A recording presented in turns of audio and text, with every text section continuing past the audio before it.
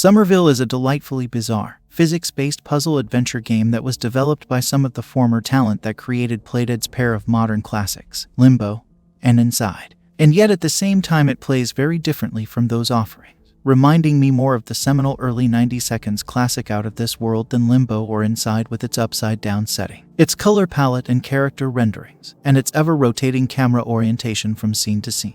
This was a pleasant surprise, though it isn't nearly as polished or thought-provoking as its progenitors, leaving us with a very good game, but ultimately not one I expect to be thinking about for very long now that I've finished it. Somerville opens in the most wholesome way possible. A man, a woman, their infant child, and their dog are all on the living room couch, having fallen asleep in front of the TV. You take control of the man, who is never named. In fact, we never hear from him or from anyone else. Like Limbo, Inside, and Out of This World, there is no dialogue. Somerville's storytelling is entirely visual. And visually, I do love what developer Jumpship has done here. Our nameless, voiceless hero is also essentially faceless, since all of these characters are more like impressionist renderings of people. And yet the use of color, and particularly contrast, makes the world pop when need be, such as when a dash of yellow wordlessly tells you that you can interact with an object. Sound design, meanwhile, is effective in its minimalism. Aside from the piano soundtrack that's good at nudging up the drama or tension when Somerville's designers want it to, the pervading audio you'll hear is the pained breathing and movement of our hero. Whatever happened to him clearly physically hurts him, and the further into this strange new world he gets, the more pain he's in. All of this paints a very dark, bleak, and yet intriguing mystery. One where the story wastes no time in ratcheting up the danger with extraterrestrial objects suddenly filling the sky outside of your remote cabin in the opening moments. And well, it only gets mesmerizingly weirder from there. Somerville, then, is a slightly under 4-hour quest to unravel what the hell just happened and is very much still happening. You'll need to solve physics-based puzzles using your inexplicably glowing arm's newfound power, primarily through turning the invading alien architecture into a permanent, water-like substance by shining light on it, specifically, light that's been supercharged by your arm's power. Extra layers get added to these powers as you progress, but it's a bit thin. While it was enough gameplay to keep Somerville out of walking simulator territory, its puzzles aren't likely to hold you up for more than a few moments at a time. In fact, the one time I did get hung up, it was more of an issue I had wrestling with the physics system than the actual game design. Part of the reason its puzzles never get all that complex is that Somerville keeps its control scheme minimalist. The triggers and one face button are all you'll ever need. I admire that simplicity, including in the way it keeps its interface non-existent 99% of the time.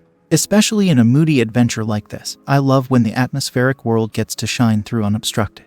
As a dog lover, I was delighted at first by the prospect of having a four-legged wingman, but sadly, your canine companion serves almost no purpose here aside from occasionally and subtly pointing you in the right direction. He doesn't assist in puzzles or gameplay. He has no impact on the story, and you can't even pet him at will. There's value in some companionship in such a lonely world, but it seems like he could have been given something more to do. Lonely and isolating as it may be, the altered Earth is again pretty. It's also refreshing to be able to move about freely in each scene's 3D space, which Somerville mixes up constantly. This is not a left-to-right stage progression. You'll go up, down, left, and right at various times. And in that respect, Somerville does a great job of staving off anything remotely resembling monotony during its short run. That's a big part of where the aforementioned Out of This World reminder stems from, which was very much a good thing.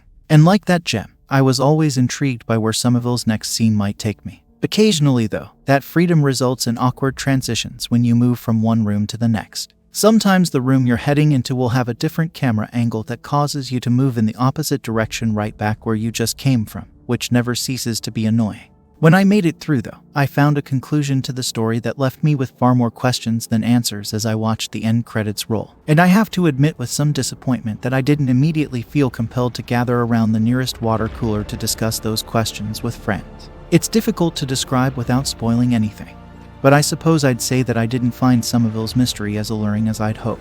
Somerville follows its own unique path within the puzzle adventure genre. That path isn't always a smooth one, with camera annoyances and physics wonkiness occasionally serving as a pebble in your shoe while solving its series of pleasantly challenging puzzles. And the story is more strange for the sake of being strange than it is thought-provoking.